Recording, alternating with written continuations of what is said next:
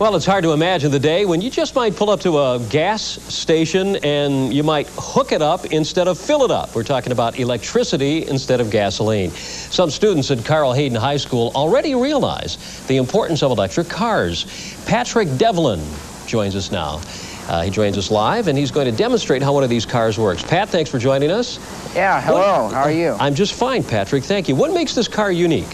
Well, basically what it has is a big starter, actually. It's just a big, giant starter. It's a DC motor controlled by a DC controller that GE supplies for the race. Okay, now where are the batteries? The batteries are in the back. And do they take up a lot of space back there? Yes, actually they do. Okay. There are the batteries. They're enclosed in a box to keep the fumes. They let off a hydrogen fume. And this is one of the challenges now with this technology, is to get these batteries smaller, right? Yeah, yes, that's one of the problems with the electric cars right now. The batteries are just so big and so heavy. Each battery weighs about 65 pounds. Yeah, you can see. Would you start it up? We'd like to hear what it sounds like. Okay. Does it make a... Yeah, it makes a very high-pitched sound. Okay. Here we have the driver, Lizette, and she's strapped in a 5-point harness. Go ahead and turn on the breaker. Okay. Okay, then we got like 3 switches for redundant safety purposes. Do you turn a key like you do on a gasoline engine? No, that's basically for a 12-volt system, and I took that out because it has a lock on it. Now, have you started it already? It is. Yeah. Oh, well, we didn't hear a thing. Well, it's on right now. Oh, okay. Okay, and put it in neutral so we don't go anywhere. Okay. Well, thank you very much. Very interesting, Patrick. You're welcome. Thanks for joining us. Thank you. One interesting note, Chrysler plans to have a natural gas-powered minivan for sale as early as next year. I wonder where they're going to put all those batteries. That thing really was quiet. It certainly was. I didn't realize they started it. Noise pollution, if nothing else, will be reduced. A car that can go 120 miles per hour and not use a drop of gasoline? It's true. Some very sleek, fast wheels on display today at the Arizona Center. Some incredible electric and solar-powered cars. The cars will race this weekend in the APS Solar and Electric 500 at PIR, Phoenix International Raceway. More than 50 solar and electric cars will compete. Among the new wave wheels, a solar-powered racer designed by some students from ASU. Not sure if it's true or not, but one of the engines is reported to be that little bunny that keeps going and going.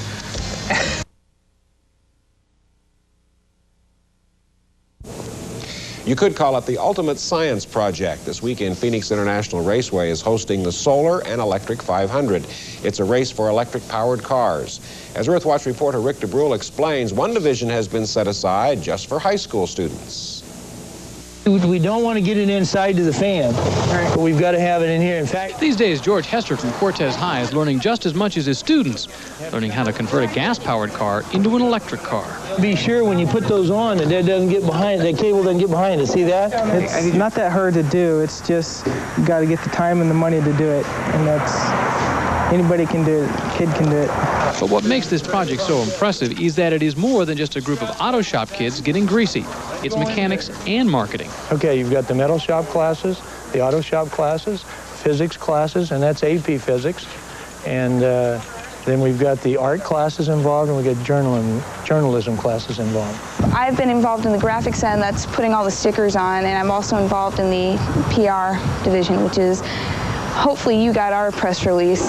I did, and I also got an invitation to drive their creation. When you push the pedal down, you're going to kind of hear a whine, and then it'll go a little farther with the pedal, and then it will start moving.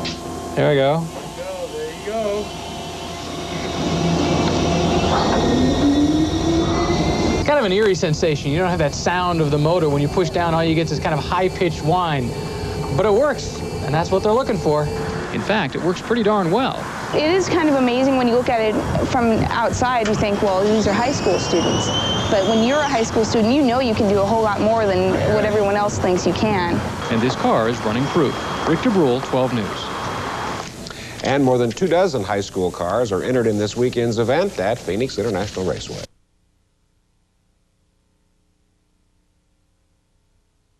Yeah, Bill Mosley is out at the Phoenix International Raceway where the APS Solar and Electric Car 500 is taking place. How's it going out there, Bill? It's going real good, Roy. You know, with the sun coming up, this is a great day to get out here and see some very unique racing. As you said, it's the solar electric race. We got about 70 cars here. We're going to get on the track today. And as you heard earlier, and I see around here, there's a lot of cars moving around, but you don't hear anything. As I said, they're all electric. Now, I just want to show you the car right behind me. It's that yellow and blue Ford Probe right there. That's a 93 Ford Probe. Now, what makes that car very unique is it's electric, number one, but the driver today is going to be IndyCar winner Tom Sneva. And later in this newscast, we're going to try to get a live interview with him and just ask him what it's like switching from a gasoline-powered to an electric-powered car. Now, right now, at this point in time, the drivers are having a big meeting over to my right. And as we look at that, let me tell you, if you want to come out today to view this, they're going to get on the track in about half an hour for practice runs. And the first big race is going to happen about 10 o'clock.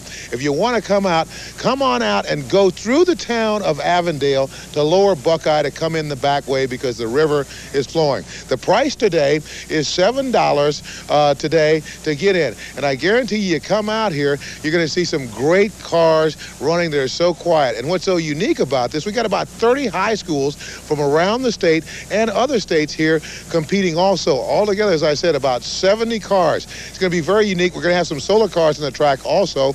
And when they get on the track, we're going to get some video of that. And we're going to show it to you, as I said, later in this newscast. But it's going to be an exciting day of racing. The weather is beautiful. And if you got nothing to do, come on out and enjoy the day. Yeah, and Bill, like you said, I think the thing that's going to surprise folks is how quiet those vehicles are. They really are, aren't they? Yes, they really are, and I'm going to go over and check out. I think one of the vehicles here, electric car, goes well over 100 miles an hour. They've said in a range of 150 miles an hour. Boy, that is fantastic. Thanks, Bill. We'll check back in. It's a solar electric 500, and it's becoming one of the more popular ways to get behind the wheel of the future. On the scene this morning is our very own Bill Mosley, who's having much too much fun out there, I'm sure. Good morning, Bill. I'll tell you, it is a lot of fun out here, Jenna, because I'm seeing some things that I've never seen before. You know, I'm not the greatest person with a car. I know how to put gas and oil in them. But when you start talking about engines and power and things, I have no idea. Now, this car right behind me, this a 240Z, that is from Cactus High School. Those students are working feverishly because they're going to get on the track here soon to get some test driving done. Now, as we walk down, this is pit row here. They have Arnold swing off the camera to the other side over here. We're going to see some of these cars getting prepped, and there's a driver in, they're ready to go on the track.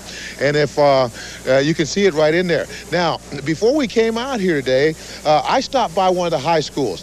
Now, there are about 30 high schools out here competing. I stopped by one of those high schools just to see how they were doing. And I'll tell you what, they're really excited. They're ready to go for this weekend of racing here at the Solar Electric 500.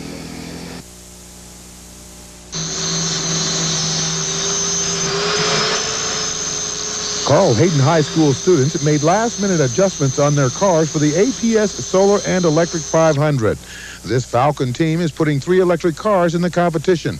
They go by the name of School-Arcrunner, and Chris Rios is the president. The team has made his job easy. We've got a nice team. Everybody cooperates and everything, and listen to each other. Okay. You know we can get a plug like that? Fredi Lajvardi is the advisor for the student racing team. We have 24 people on the team, and they're from all different areas of the school. We have people that are from the journalism classes and people from mechanics classes, computer science, and physics classes, and kind of pool everybody's talents together to produce these cars. The cars were once gas-powered, but have been converted to racers powered exclusively by electricity. You basically take the existing engine out of the car and you replace it with an electric motor. You use the existing transmission. And you just have to make basically 2 pieces, an adapter plate to hold the motor onto the transmission and a coupler for the motor to slip onto the transmission and actually rotate the spline that comes out of it. And the batteries supply all the power that's regulated through an electronic device called a controller, which literally controls the electricity. This Carl Hayden team is especially proud of their high-voltage driving machines because Adam Owens, one of the team members, made the parts for the cars. I learned that in my 3 years of high school. I started machining my freshman year. I got into working at Allied Signal and a job shop, this one here, and that's where I manufactured the parts for this car. It saved us a whole lot of money. Converting the individual cars to electric power is expensive, but the team has raised the funds through several sponsors. On a larger scale, the price would be much cheaper. Cars are expected to go through major changes over the next decade, and some of the best ideas for those changes just may come from high school students. It's very simple, and that's why we decided to, a lot of the auto companies are, holding off on electric cars, and they're saying it's too complicated or it's not practical enough, and we decided that we're going to go ahead and show that it is practical and that anybody can do it. If high school kids can do it, anybody can do it. Students don't have any preconceptions on what they can or what they should or what they're supposed to do, so they're free to experiment in all different types of ways, and they come up with ideas that people that are programmed to think a certain way never come up with. The learning process provided by this project is an invaluable experience for the students. We don't just build one car and sit on it, we keep going, because if you build one car, there's nothing left to learn. So if we have more cars being built, the students are constantly learning. Electric vehicles could be the answer to air quality problems. The Solar Electric 500 promotes awareness of this technology and brings out the competition. Tough competition. Last year there was only 7 high schools. This year there's going to be anywhere from 30 high schools to 35 high schools that are supposed to be out there, and not only from Arizona, but from California, Utah, and New Mexico. Carl Hayden is confident that the Arcrunner will put them in the winner's circle. And I have a very good team. They're very dedicated and very loyal, so I think we got a very good chance at winning. Now, that's the Arcrunner from Carl Hayden. Right behind me right now, just to show you how important this is, these two schools here, Page and St. John's, two small schools from small communities in the state of Arizona, have come down to compete. And we just told you about Carl Hayden High School. Here are their vehicles right here. This team has worked so hard. They're getting the Arcrunner ready to get out on the track in less than a half an hour here, and they're hoping everything works. All the things they've worked on, the batteries are charging. You can see them putting that last-minute touches on it. And I'll tell you, the most amazing thing to me, Jana, is the fact that I've shown you a lot of cars, a lot of them are running, but you never hear anything. Amazing, especially at a raceway, Bill. And it looks like the learning is still continuing because they're in the pit area behind you. I see a lot of people walking around, kind of inspecting the engines, that type of thing. They really are inspecting them. Everybody's trying to find out what the other person is doing, what the other team is doing, trying to get that little edge. And what's so amazing about this, and we've said it over and over, this is the car of the future, the electric car. All right, thanks, Bill.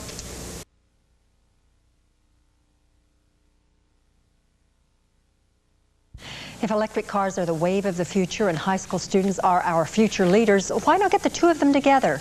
News 5's Kelly Taft tells us about some Carl Hayden High School students who are using the spirit of competition to help build a better tomorrow.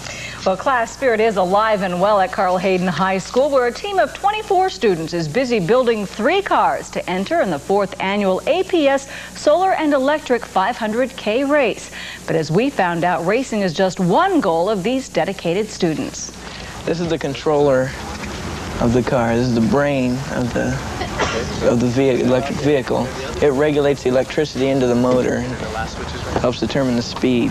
Sean Devlin should know just about all there is to know about this car and the other 2 electric vehicles Carl Hayden will enter in this year's race. Along with 23 other team members, Sean has spent hours helping build it, including weekends, after-school hours that have stretched past midnight, even Christmas vacation. We just like the satisfaction. It's just fun. Are you learning anything by doing Yeah, you learn a lot about it. You learn a lot about electricity and about electric cars and how they're going to be a big part of the future. Despite the intense hours and effort, the students receive no class credit for their work. There are a lot of motivated kids, and all they need is just something to do. And when you give them the opportunity saying, hey, we can build these cars and go to a race and compete against other schools, they jump at the chance. Under the guidance of instructor Fredi Lajvardi, the students learn everything from mechanics to how to recruit sponsors. Lizette Hurtado will drive this VW Dasher in next month's race. She was the only one small enough to fit in the compact space left after the placement of 16 6-volt batteries. It's nice. It's going to be a memory, It's going to be something that's going to stay in me.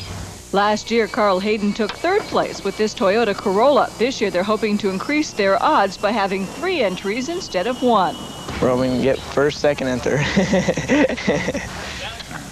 The competition will be stiff. This year, there will be at least 35 entries from 5 different states. The race is slated for March 5th through 7th at PIR. Not only is Lizette beautiful, but she's smart. That's right. Thanks, Kelly.